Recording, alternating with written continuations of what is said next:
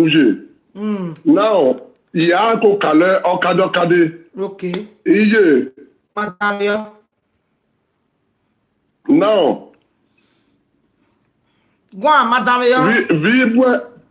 Vibwe c'est Spain. Iye. Again, on a do oyi na gbeye we. We my 2.5 years. Or we take me what time? Or we aim majority we ta one fine. Iye to be ojilo iju to way. Iye when we time we na ekworo so be ma. So even say me marry you, e make ya pa ife. Iye sikeme me have body here. E make ga say we God bless you. Me ya latin me pa. Oyi no. So oyi ni no pa oya ko bebe gboko pa ejo oyi no egba e maria ejima again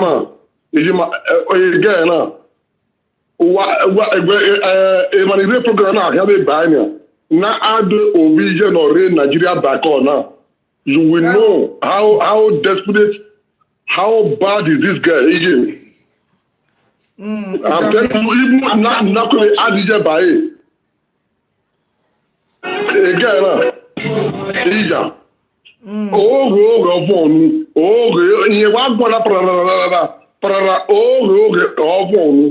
Now, in a command where he has who measure even here again on majority who measure where all men dig back or you know a problem here all. He got over he got one man. Okay,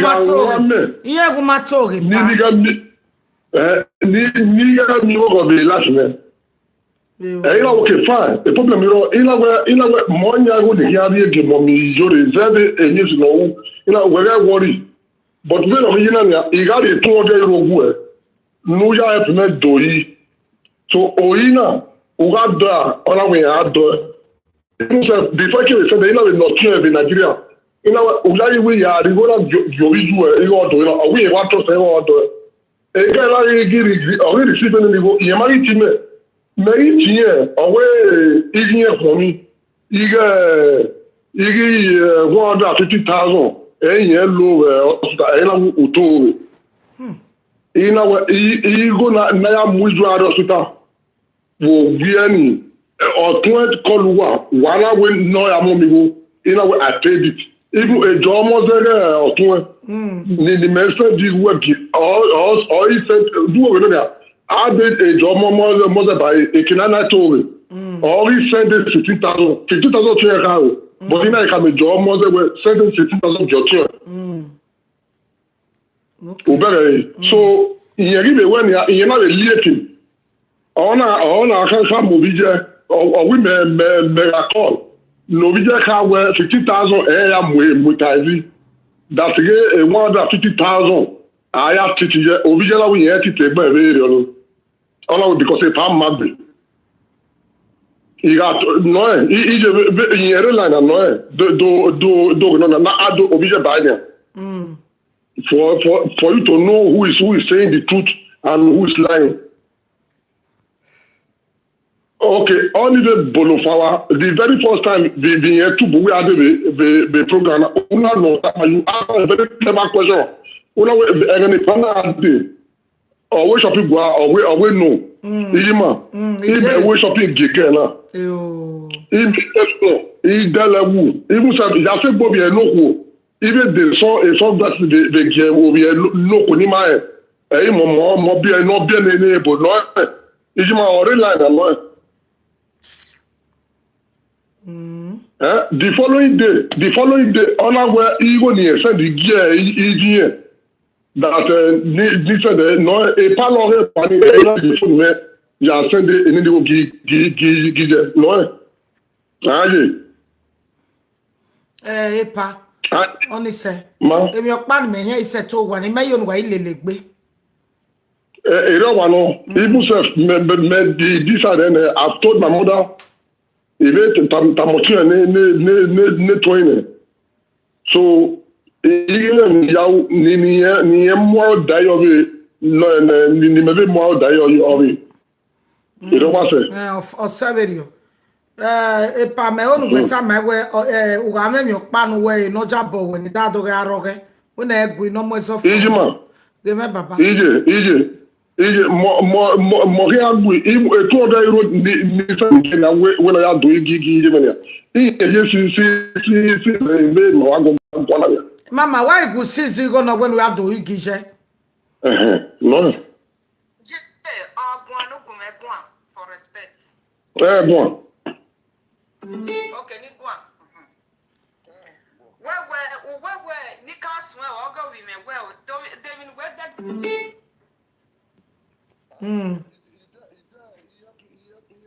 E pa dame David where that go women ekere. Na muje o ele kire no kwa. We are dear piece no kwa na muye o. Na Don't where that go women ekere where that ge. O me ekere where that ge. God. Where talk we but did that ba ear piece. I go where talk be Patrick. Beraki. ¿Dónde está earpiece que ya regaló a ti? ¿Dónde está? Earpiece. O recuradores, ¿dónde está? O recuradores que la lleva, ¿dónde está? ¿Dónde está? Gabe, mommy. Earpiece no dirty. The earpiece, okay. We want to no ma. We are appreciate. I will want to no ben uka I appreciate. You understand me now? We talk about earpiece not dirty. Even earpiece was very that imagine that earpiece. Okay, chipatiko ni yawa you book an earpiece na bu. O ye no jona bu. Ona bu. Ona tamara go we earpiece ni owo me nenemi o me gbede I bu ni process. Now we want to have to say, no, the earpiece no matter any go no Kenya. On abu, anything is happening later than the earpiece on my winner on abu. Any na biokwa. No, we are winning when we make it. The man, this my was on your customer. We form one and we form one. And let me tell you, we were ballon everywhere. A 50,000 we are mujeme. We're not even there. Almost then, or the Jimmy, I am mujeme hospital. Hello, in Nigeria, 50,000 I am Baogomo on an arrest. 2 days, they beg, they 50,000 I am Baogomo.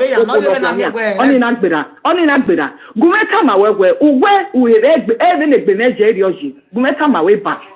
Anagele near Inagele Woklia, Nia for Daphne, Elia before. A 5 years of Mama, this is one of your secure. Mommy, Gumeta.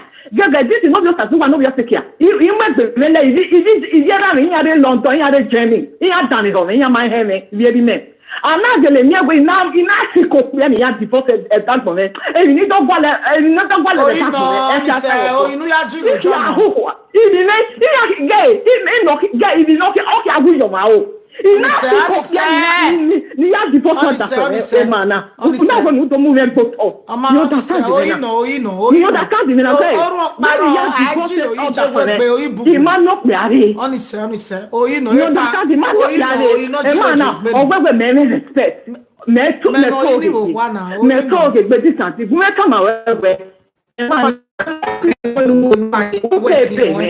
you say you be man of attitude.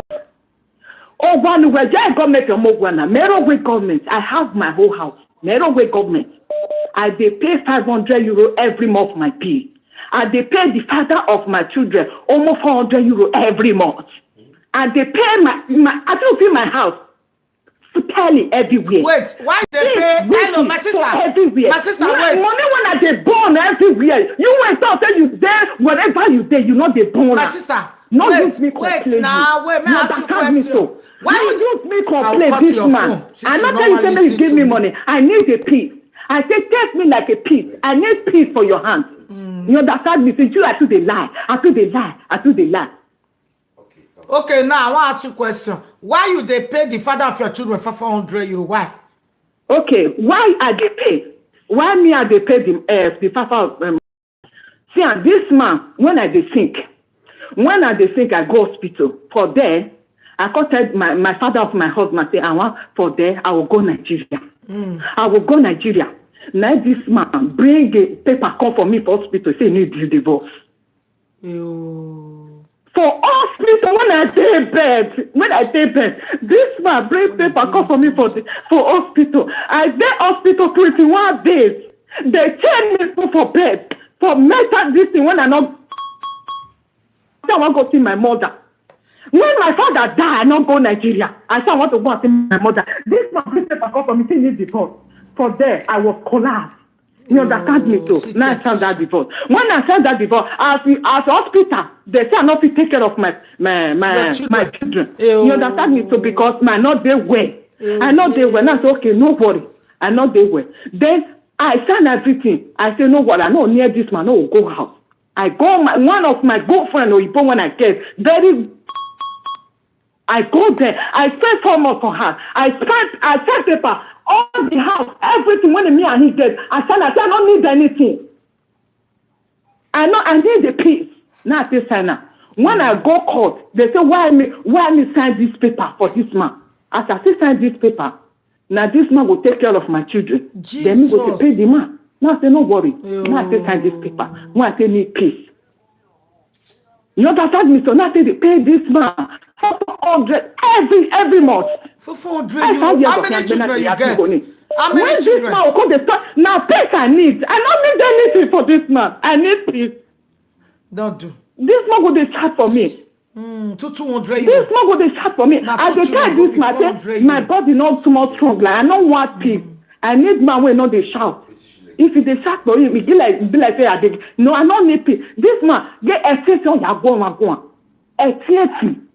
The thing they read me for you, extension. Now 2 children I get. You understand? Extension ya go on. Only the problem, and now there's waiting they make me the best for this man. Anything when I want to talk, you will go to tell your mother. Now that one is the best me for his side. No secret when we will talk, my mother will feel here. If anything when I will talk, before he will give me record. I don't tell me Epa yeti way today. He ain't the yeti when you wear. Epa yeti way. He might say 3 days ago. Which number for your account? May you send me the name of your account. Make I put the 200. No, collect the money. Take her. You know this my call. Hello. Epa Garian and 200 euro here. What? Oh, yeah, dear. And you can not really mama because of some and or we judge of double. And okay, no, it's all here. The when I start for that, what we were cancer and what we are below. Epa. Epa idamio, where we all done. Hello, Epa idamio. Ordonne bien là. Ordonne bien là. Et comme tu m'y en va. Okay, a government in Amman. She's a very, very bad woman. Violent point. Oh, we be maranye ga no pa. We take be maranye. Oh, no, up to tomorrow. Ijima, up to tomorrow. Moi je bois. Oh, ije no gie. Moi je spend no anya. We be able. Iya bubi je bois oje. Oh God. She's a very, very bad woman. Very, very bad. Trust me.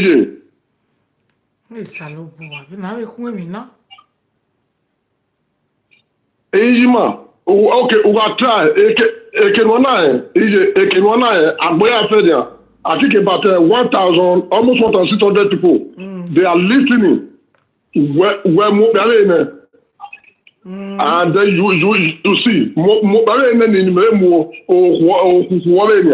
then you see. I'm telling you, she's a very, very bad woman. She's a very, very bad woman. Emma, white man, or they trust me, Georgie. The right thing. Trust me, Georgie. Very yatana. Very itana. Dego ta iga woman ni a very miro of a laughing. Epa, la wo you no go behave say no why. You don't forget them. Yeah, 200 don't read the not to you when or ya. Jane won. Ije osa tiwe. 200 euro ni. Ije loge. 200 euro ni. Ije TCI ne ruda meta miji mene. When we be send back it gume. Amana demi as a Gaza. Are ni as a Gaza. So 200 euro ni. She have to send it back to my account.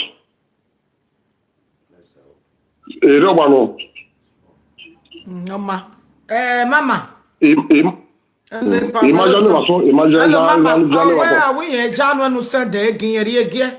What? I want to hear I can't give send the again, Baba. Send the account girl. Send them. Mommy, I can't no bother way. We send the enemy to be message again. We send it to Baba na to be message again. Okay. Mama.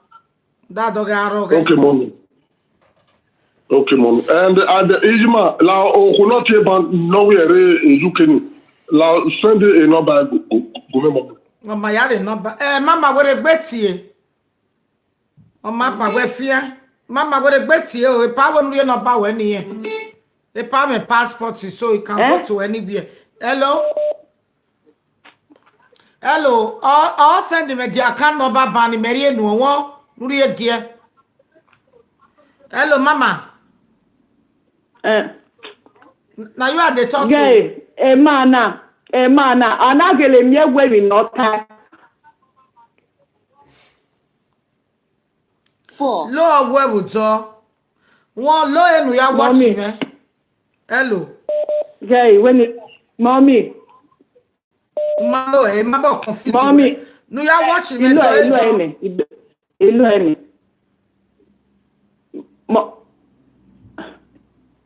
Hello. Hello. Hello, mommy. Yeah. Yeah, mommy. Ima wewe ibime ima oni abege we vie mommy.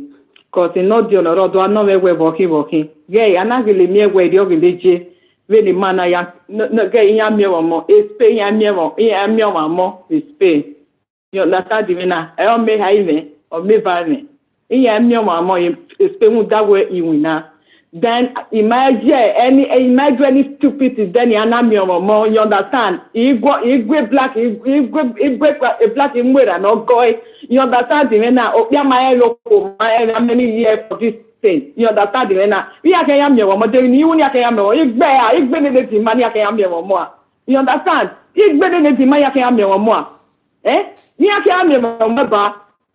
Anything when they tell this to them because I was saying because of one man, I signed the paper because I go for trade because I want to go down Nigeria. I no time say make I go Nigeria. If I want to go Nigeria, say he no go see me again. He was very jealous.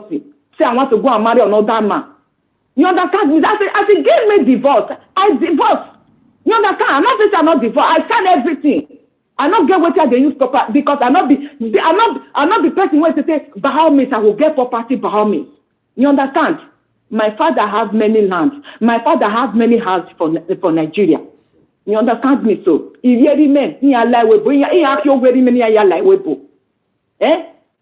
because of land, now they kill my brother. Because of houses, now they kill my brother. Why am I going to? Why am I going to fight because of property? Listen to me. Damia, yamu biare enu. Won, yamu biare enu ebe na. Yare mo ko re nepa. Why vama? You can't go back you can't go back if I don't you can't go. You can't go back. This man. This time now, man, I mean, when you have to tell me, this guy, I mean, I would not to our social media. I go hospital to it, and not to know 3 days they gave hospital. And not to know it. 3 days now, I spent for hospital. What is this? And it's a what? That 200 euro, but I will send a call for you. No one send you. You said that you don't tell your mother. Your mother is not a Christian. You understand me so? But I will bring that money call for you. Anything when you plan against me, bad offender, are you and your family? I know that you are not a Christian. I will try to make you that may you be like a Christian man. You want to frustrate me. You said that he bring money call for you. Yes. I'm your girlfriend. Your girlfriend, you don't give me shit. Egbe wa we me pa we wa ri go ni me we marry any girlfriend to we. All the money o na almost to be jealous. Okay, when you we say no he, me dey imagine. You want to know. You not take care of. Almost to be jealous pa. E ma ta ma we no matter. Wo igba va we ri go ni me na we marry one era ni o dana.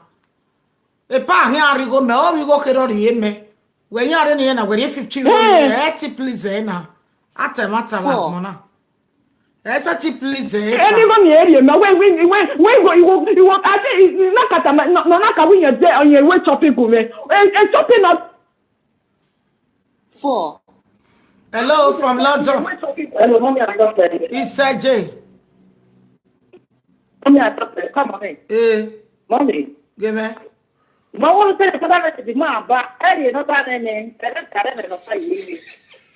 Area no ba ne ra wo. I where mo pa. Wa we dey ne we try again. Because I would get a you know, my city go the care now. Oh, no, the 200 euro, the 200 personally, yeah, or where I'll get was fire back. Whenever you go, come again, I was always here, one away to wait. What was boys, for the door this type with who work with social media? Can you imagine? Emma now. Niana Guinon, Mama Niana Guinon. Yeah, we go do it. Although I don't want to let my care now way. When we go there, must believe here because when you go get my way. Honestly, if you can go down, you can call if people near moving and Gida, no matter what. Make a little move one. I don't care. It's one of them is in very 50 cents. Some of them is in the already. We go for you. The color box and you're not there. We go for you. The man we are here. But the family no, yeah. Speaking of the man, that's all about the family. I can hear on your walk of God. The family local. Here, here on you want away. The actual family of the family of Prima. Because of what I say, then I might go. And then I'm on me, or that I'm going to down. They can't tell you. It can't be boy. E kare mai tu o ne mama gbe yo kara no do mo pa no mai kaka ji lo yi joge ba ni e jolo jogo o yi no ani ro ba ne wo ya gwa lo ko be doctor amune wo no ko lo ma be wa be ko nya be ko de ka je ne ke do de ni a ko ni me ke ta mo ni bu ana tu a be no ke ya ko ta wa ko ko na ne yo ye baba mo mi baba ana ko mana le bigo na oh my ka force we nu rie no ba ni ye mama wo we ni rie hello e pa lo we wo driver hello e sa di we e pa direct re ne wa odon e pa odon. Hello from Italy. It's we jeme go site we. Mano bana bedo wa pe me no ka gbe one of Italy no ya teme gere yi mata na. Mane bi edo o ke ni ma respected bi ma. Especially mani bia. Ma full de bi ma. The social media as far as when name on the year the queen mother other level. Okay.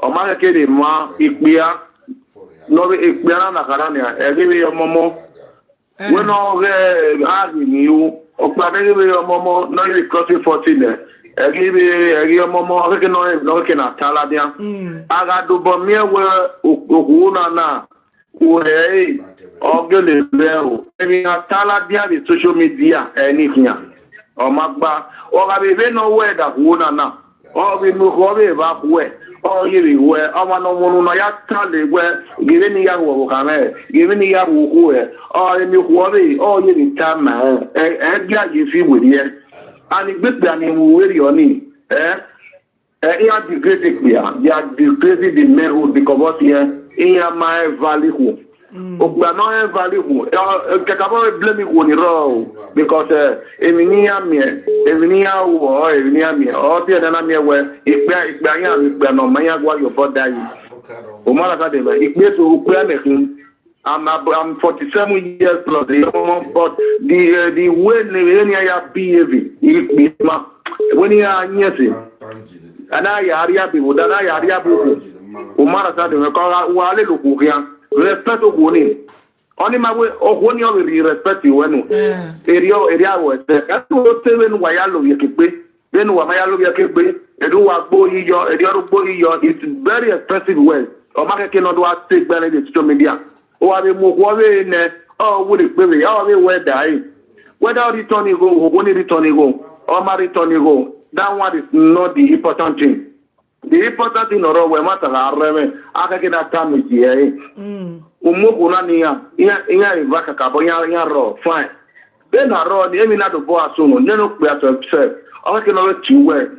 Makate tane matane if I have motion na Nigeria about you no kenoko ke ama no arena o se na ta we case na baba no ha aro ne imo bobo if vao by for me okay Umara san so expect na why I expect na ma pa call no the people we know that been there no do mo ko we ni e abi you something like that even there abi na be no there una we how expect na when ya na ona imu ko ne oh, I will go in my body or holding that I will bury my whatever not because what here. I'm not getting out of full on my social media. Umuno, you go, Obama, I don't know why ye. Omar, I want to say, when I love your care, or when way in a quarter.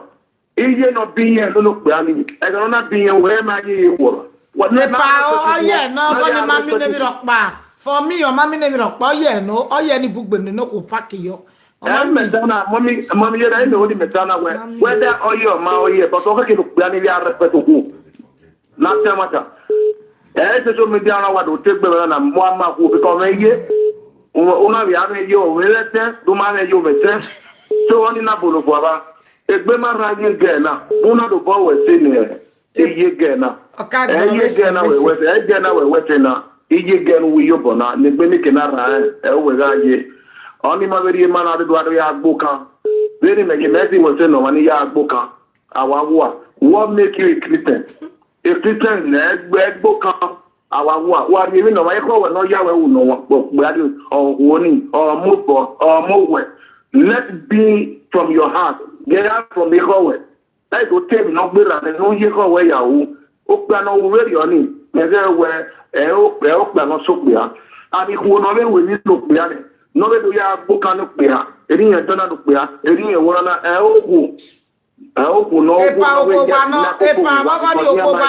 Eriko J, Eriko book out, Yaka Kenega book, equal most of Bawia. Okay, no book. Omar Samo Mure, and I have a matana, my economy, the issue no row where. It can mistake you go demi you out there pity you waka we do tell me pity do my demi here pity na be tell am we dey go you but a woman made a mistake it went back fine no do ye mi no ye o ja no ye no do ya give woman whether we say no be yo ni ai we ala gbo ye yakara ana gbo yakara o me no ye o ma ye o different where wa you care you already on direct or different what we your or you well but for any do tell at the social media where you for no it's very expensive or Tanya or maybe I want to stand here he will be happy no the question so already my manic example to us okay manic my yeah I will be any my work because my body we have to respect women. Women deserve respect. Whether women are bad or women are good, let us respect women for what God made them for. That is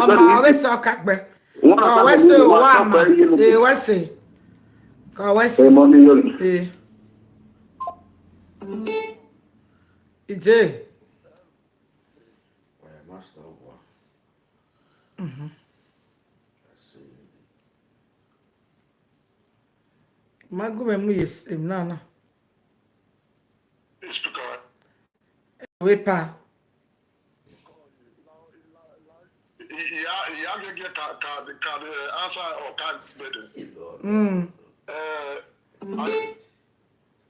I am not the arrogant type.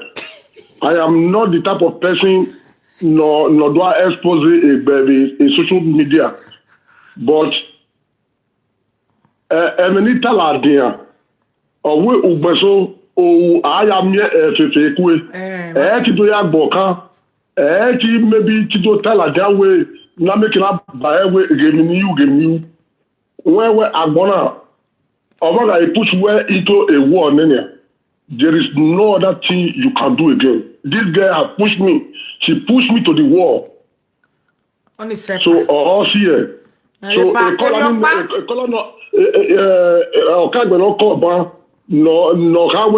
Ethiopia, you made a very, very big mistake there. You see?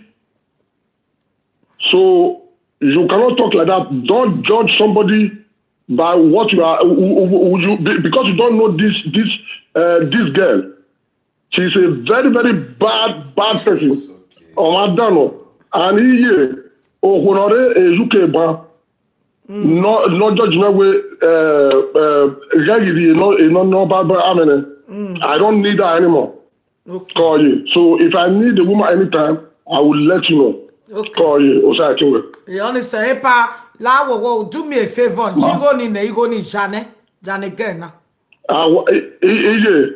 Nigeria jigo ni ne or arigo ni go Jane bega. It is made for my mother. Okay. I call it Jane bega. So there is not my problem. Even stereo. You know or do you know ni 60 euro way. You know or done ona we ma we poge. You know we ga we poge. And Yema only got me after the game for 500 euro. But she's not going to get it from me anymore. If 500 euro, what they never make bo. I say what you give it bo. You beg it. If must have option ne aga back on ya. O tama uni go di meya we po gigie. Ve ni magwa ya. So, when we can't come away, he married $1. So, now I end the video. He sent the account number going. So, no, I send the agent, no, I call the mini go back. Send the log 77. Okay. Yeah, we're very call you. What's the Jane? Yet for see where? It's a one Jane, no make my army. It's a one. I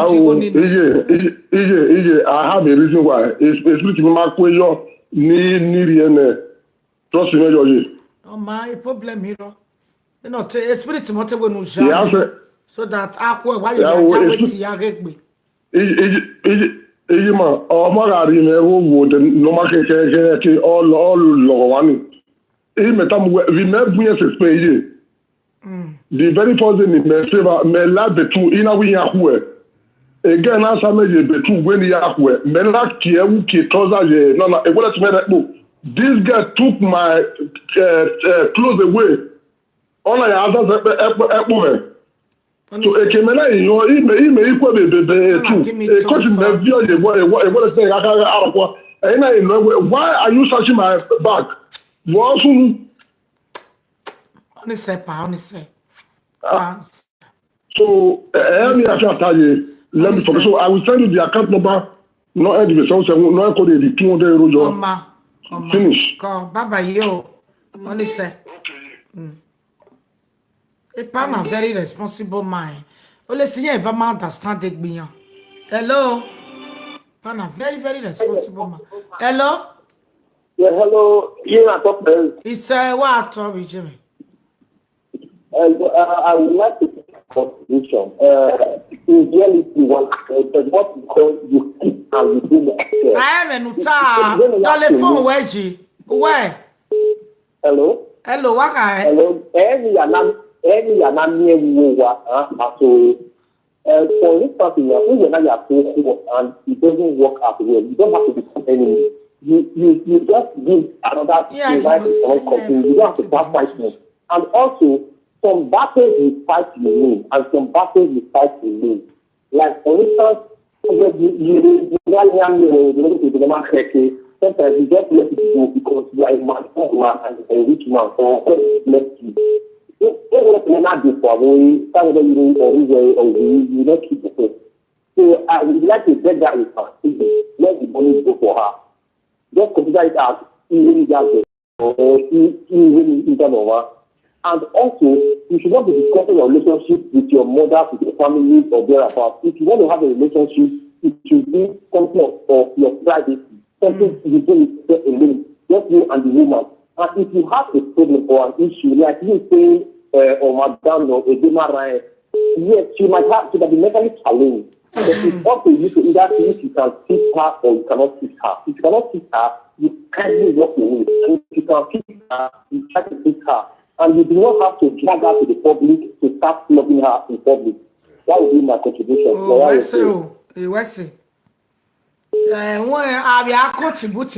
Other men will learn from it. Other women will learn from it. He said, yo.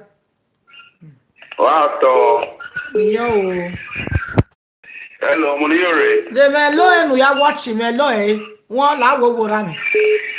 Look at the way. Okay. Hello, sir. Muniore. Give Domo. What talk, but you know, Zideva, my phone when you speak at it. Where you are, though? Oh. Me, Abisha from Urumio. You hear me? Yes. Muniore. But your phone noise there. Can you come up for that small? Okay, me alone. Okay. Hello, Muniore. Good evening. Good evening, ma. Good evening, sir. Me, I'm from Isha, Uromi. Okay. You hear me? Yes. Me, I never be member, I be follower. You hear me? Yes, sir. Because what you do for the whole world, I appreciate and well. You hear me so? Yes.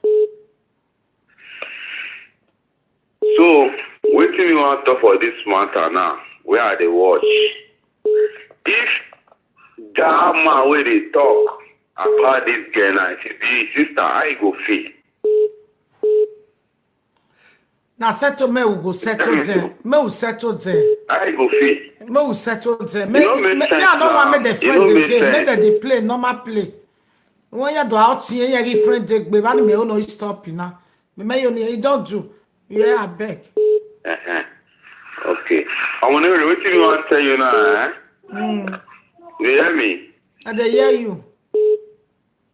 Me, I be on your brother Aslan, on your follow me. Okay. From now, I want her to dispose. Me, I don't buy olive oil and I don't tell you. You will pray for me. Okay. Where am now? Where the olive oil? There, me I feel open and soft. Life. Put salt inside. Put salt inside the olive oil. Your life will never remain the same again in the name of Jesus Christ. Amen. He said,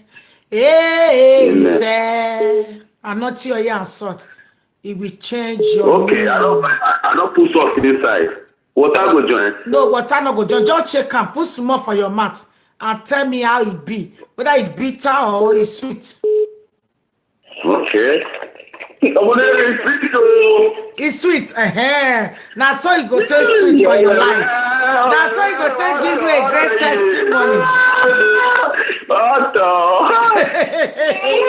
It shall be well with you in the name of Jesus. Amen. You will never regret the day you choose anointing oil and salt in the mighty name of Jesus.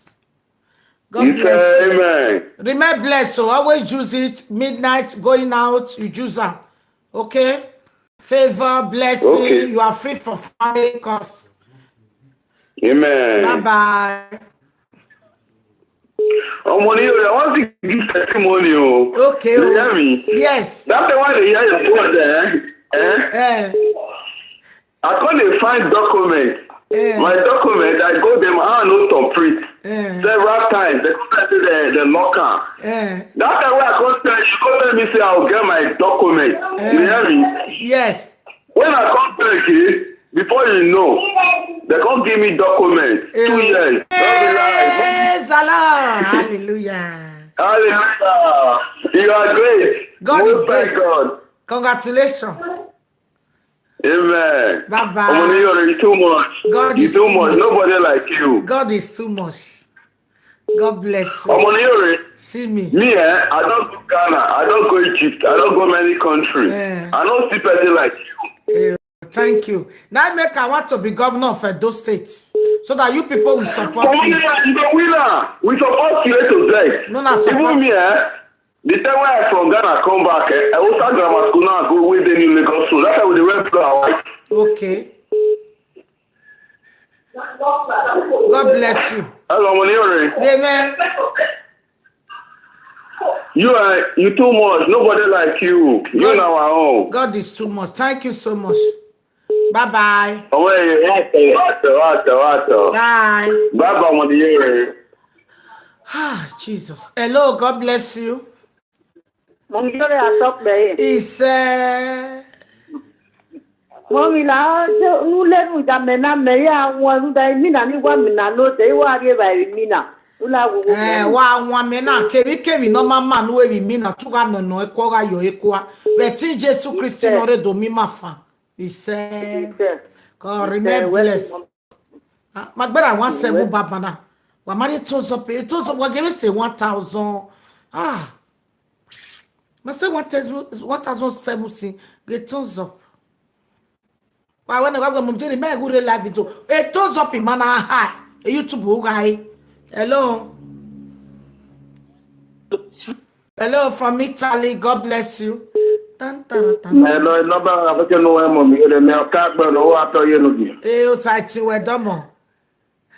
Are pede ha de ewe ni ri testimony re so ma wa we ma di bon agun mi mo bo ta lo ri o. E we ga ti ame ma do okay but kenina ye na so aye because no ya bless anointing or amen. So I know your mindful so since 3 days ago now, almost 1 week now, let me put in down. So it was anointing or woman that we not the man magic here or any cross it na yaknya. In your martina to church or to panic monana. In need there, I can't tell me not to Tina to Thierry or to go at the river. I just go when I do release the and in the clinical thing to Christine. So I know when you come anyway. So I say, go site what money off work, Bill, more blessing. Go. But go back, mommy, my any more no ma. Wow, if I'm when I were from Calabar. Calabar woman call me say, come and bless my anointing oil and search for me. From Igbo land, from Hausa land, from Ibadan. They cannot make not see many Neruja, anointing oil near. Hello, God bless you. Mommy, don't have talk there. He said, oh, your butter. Your J, what Tommy Jimmy? He said, you will not drop another way on block there any day. Oh, no, yes, who J? 46 years. 46 years, no children, man. 46 years, she's available. She lives in France. She's a working class lady. She's responsible. She needs. Why I will need her 46 years. Or what they available now, Ipa. I get with me, we don't move better. A small boy, whether we're 46 or what 47. Whether we just 1 year join or what the same age mate. Because I love you all kind respect you go. A boy may problem, but a black here, Kokobiri may problem. But if you're Nigeria, why Lilia? Only 1 year, no why more. You go say in a number. Not be where many people day. I don't know like we are where I walk. Or where I go with the day we mad me. Then I go get your man why you start getting me French. If you know you both cause see problem, but many people. I get 1 year, but down one matter of your hand, little your hand. no me be. If not, it will have via okay, because Gilliard be worker. Hello. Hello, Mommy Joy, I talk by He said, oh, sighting, what we shame. fighting all day. God, Oh, when you give a testimony, you remember in my Maria Banerum every day, the night, every night at from 12 o'clock. So it be Mariana admitted the hospital. Okay. Now in your Sabano lab, would that a big Ryan, I think discharge, it be Marian, I don't give a testimony. Okay. I think just to a big Ryan, and I discharge. Osawesi. So and now we do it no saloboa. Osawesi. It's no perfect life. Osawesi. Emi ameni nege de I go the gbete. Emi amere gbava. Emi amere gbava we ni Jesu. Emi no ma ore gbava se Christian. Emi no ma ebe bi re gbava. Ere gbava ba so ere gbava ba fa. Emi no ma no pa yen dagbe ma re go the good man. Amen. What's it? Go. I want to reply your message. Awake ya, you are right. I will assure you, out of 100 people in Benin, 89 who are dienya in boka. But out of 100 people, webo, all of them in Ayagboka. Iya ago go nya bi atagwe o kame tieme with 5 years all ta ogogo but onwage ekwegi opiedo time webu but you na the talk iye mi ni ta just iya ya bet o ma say 5 iwo wa ke na imi oni wa gwa lo ekia hello o sati we mama what talk me isaje seke uwe la wo mo mi o pa ni ma bi ti me o la ho ije ni mama gwalo abu amu no re Canada na egbe odo be odo mi e we na gwe bi ajo ya mi odo ni egbe mama wa gwale no siko e mama da wonu gwe vitali iya ma ke ima o ni so mo zo na je Napoli oje I be time Voiro, be no method don wa we. E Napoli oje yon pa we ro wa. Any man no he need 40 something years oje. 40 no dey 48. 48 years ogbana. So wa mi ori mo se o me wa mi kebe brother ogano. We are in wo re o wa von. Mo me va me beti we egu ero wa o von back and front. Ori mo se very nice, very fresh. Very authentic mama. So do not need to when you know don't see na no make na record go when you no bargain one. Imagine ni me te me video call. Mama emi no mane. But uga opia no ya o mana ya mama we obe mu we dey live video. Hello, God bless you. Mama eri me ba. He say ami ono ma o ma. Hello, come on me. Mommy lao for me ya me na we no gu me uyo. Eti Jesu Christi no do mi mafa. Eti ni ka o. Eso. Eti unwi di ani jeme. Uga ja me ume na yakwe. Uwe gbe mi popo wa. Kebi na ri ma no ro we gbe ame ume na ga pe yakwa be ni Jesu. Kama ni Jesu Christi no ge marriage we gbe ame ume na ga gage yakwa. Uga ja me ume na yakwa ogogo uga ya lapo no de ni Jesu Christi no do mi mafa. Ise. Mommy, ire da mo beji ni won. Uga be won. Emi ami aro wo gwe gbe be ti Jesu wo yo eko wo ne no ko. Thank you Jesus. God, remain blessed. Amen. Bye bye. Okay, mommy.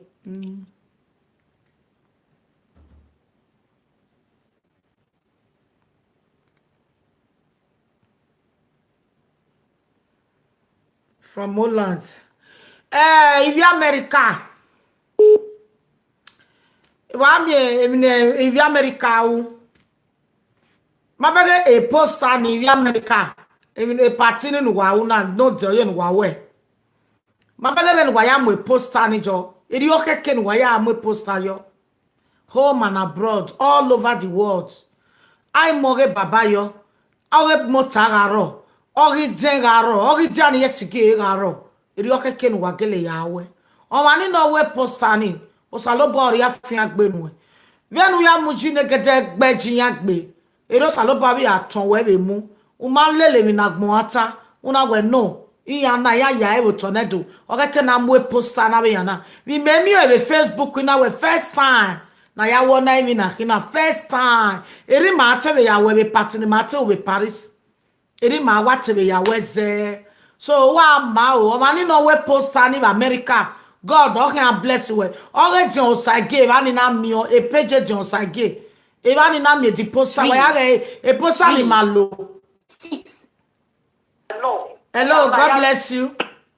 Hello, good evening, ma. Good evening, my sister. Thank you. Thank you. God bless Thank you, mommy. Okay, tell me, love, where me on? Hello, mommy. Iwe igualo yao. Emani ma do they available. Emani ne North Canada, Dublin. Well, like I get with mama. Well, I get with mama. Mama maneti no meti mane Vivian. Everybody are not the same. You like Yes.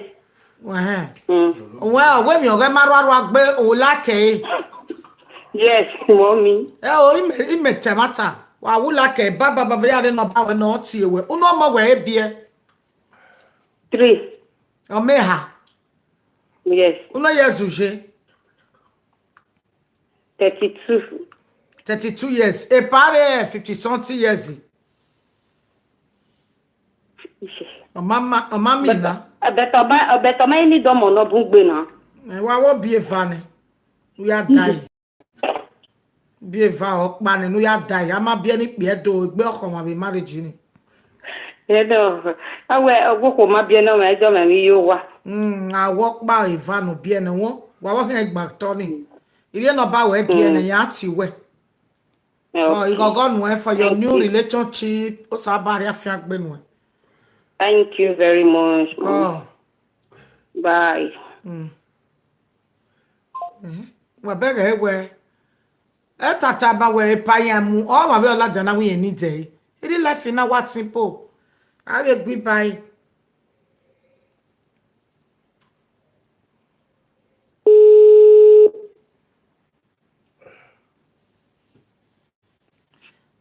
Hello. Omijira sokpe. Ise o site we wa to. Thank you, omijere. Iwe no take prayer. Amenya ya we na you week. Now, ame iwe no prayer me. Okay. Uga jame umena ya kuwe ti Jesu Kristi no re do mi mafa. Ogogo uga mi be wiki na. Afi agbe negede gbe uga mi e ni Jesu. Ise. Baba yo Cherry with me love. La video ni e ko fin akede gunme le WhatsApp ile. Wo ni mo ma ya mi ya no me bere e ko fin akede gunme la wo wa meti we. Hello. Hello mama, good evening. God bless. My Frank they call from Italy. Okay. Yes, ma'am. Mama, I'll be your fan, or they watch your program steady. I'll meet at the call sometimes, say, but you say you never have time, things never ready. You say, make at the man, say, watch your program, and make us to call you. Maybe things be set one day. Yes. Now, woman, this for why? How old are you? Hello? How old are you? I'm 36. The one with day now, na 48 years, if you want. 48. 48 years. Oh, you get back and front.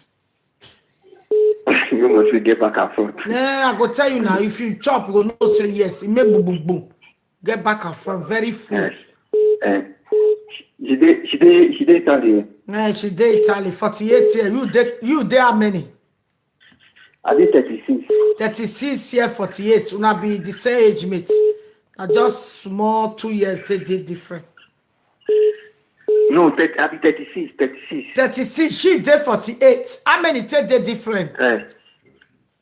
12 years. You say about 7 years. Now 7 years they different. Can you go with a woman with different of 7 years? About even past 14 years, you past 7 years, check. 12 years. They say not 12. My husband say not 12 years. 12 years, exactly 12 years. Can you carry a woman where reach to born you? No, you need to say the truth. I don't want somebody to say, poor, na mommy Jore do me this catty. Poor, mommy Jore, no see what this woman do me. He carried it, but I will give it believe people. Got to throw away some spit. Poor. Mama, what she get children? She got 2 children. Me they look for another one for me. Me I look for another one. This one too pass. Me not going to throw away spit. God bless you. Okay, thank you. Moya preach ma wa wuso ko ga so wa ga mu no so wa ga mu no so wa we do made a mistake. Hello brother Meko. Hello. O sa ti we. Hello, call mama. Wa to Sa ti we mama. Call rame. Oh, sa ti we o. Mama, lao ekewi ni we ya mo mi baba mama. So kedere ade we de ma we kare kama we de lo iwa ya we ya una ya o wa re mi ya we o ri o me. O to wa jame ya wina. Wa ya jame wina ya una we si wina iwa ri APC o iwa mo ye program we so ya dan we o si wina. So iwa wina kia so ya ha mama. Wow. So iwa ya wina iwa wa ri ko mi wa go so me wa gi e si wina se ya we bo na gi yi ya ma e mi dan we o e gi so it makes me happy every time. So iwa we do adam ya we testimony so ni man go we give we ya fe and the doctor ma we ka we go ane the doctor na would be efficient yes gi na send e ko WhatsApp oni a print la ni a go. So kaya de agwa lo beso is awa call na call na so mo gbe me beso wa be gba me lo. So mama iwe nu le room me ku se bala ka wa gbe Vitalina. So ya igba va mission enari negative no mo nya me ga ime. So mami no isi iwe jowe ne ni ai me bi ke the result me bi ke na iwo no le room me ni wa gwa lo no le room me mama. Because if we koi imai no isunu 5 years wa gbana yin na o be mari oni woni tama we mama no lawo no le room me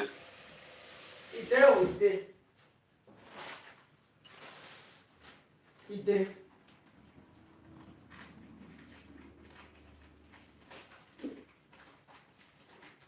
3 9 3 4 9 1 4 3 0 6 6 7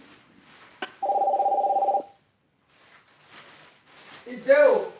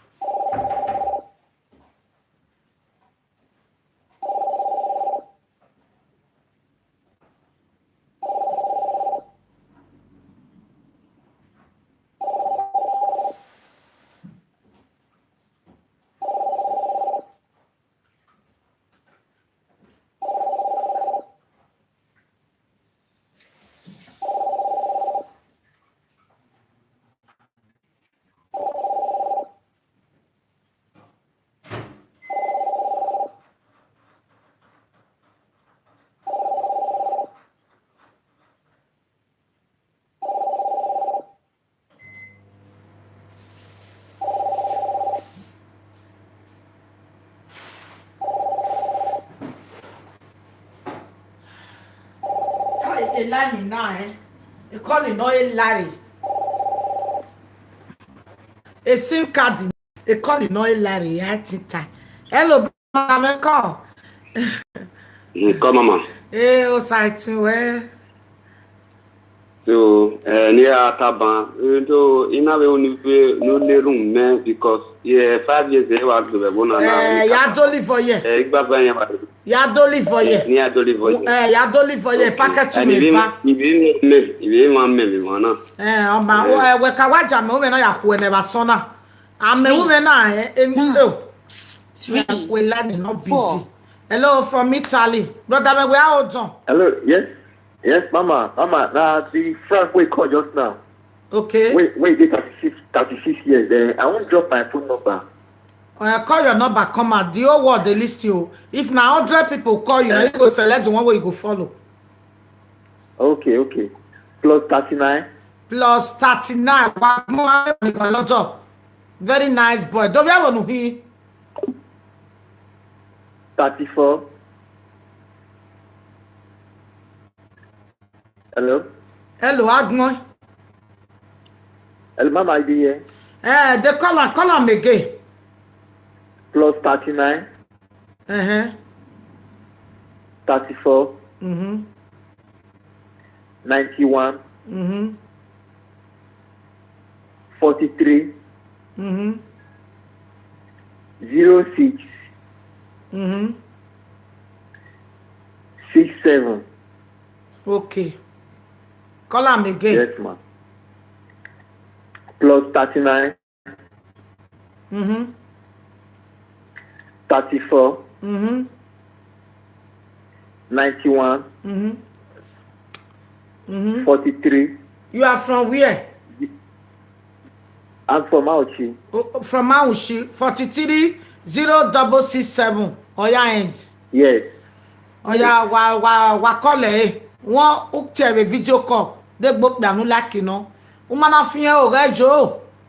Uka fiye o na here. Wa e woman a rejima. Wa e woman fiye o re. Uma ego. Cause he gets money my ego. Nya wak bo we webo. My brother, God bless. I want to talk about this money matter. Okay.